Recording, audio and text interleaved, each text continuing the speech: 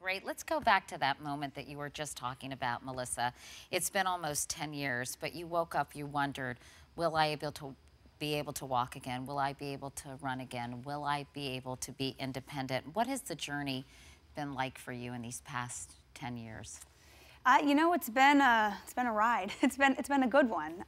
You know, if I could say that, goes back to, I mean, I have a wonderful family. I grew up in a loving home, loving parents, great sister, and when I lost my leg, they were there from the beginning, and we would kind of reassure each other that things were going to be okay, and kind of keeping an optimistic attitude that life was going to go on. It didn't matter if I had lost my leg, it was still going to go on. So, you know, just kind of deciding early on that it wasn't going to stop me. And I know that you got so much inspiration from some of your fellow soldiers at Walter Reed. What did they do for you that inspired you to kind of continue moving forward? Right, you know, so Walter Reed, it's a very powerful place. So when I got there, I looked around and I saw a lot of other wounded soldiers that had gone through very similar circumstances. And you know, a lot of them with much worse off injuries, so missing 2 limbs, 3 limbs, 4 limbs, or eyesight, traumatic brain injuries. So I was able to look at myself and really think that I was one of the lucky ones. And it's kind of is a moment that you think that, okay, I'm going to live my life for those that can't and who really gave the ultimate sacrifice.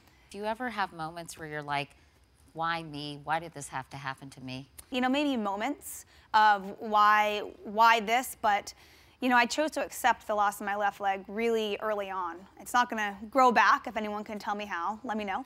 But my leg's not going to grow back, so kind of choose to accept it.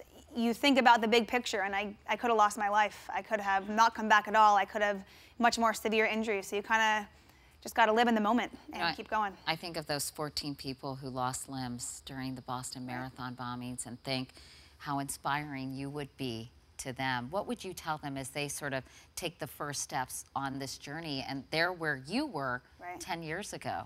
In an instant, their lives have been forever changed, and you wonder what your life will be like, and to surround themselves with people that love and care about them, and that to keep a positive attitude, and that it does get better and their life will be okay.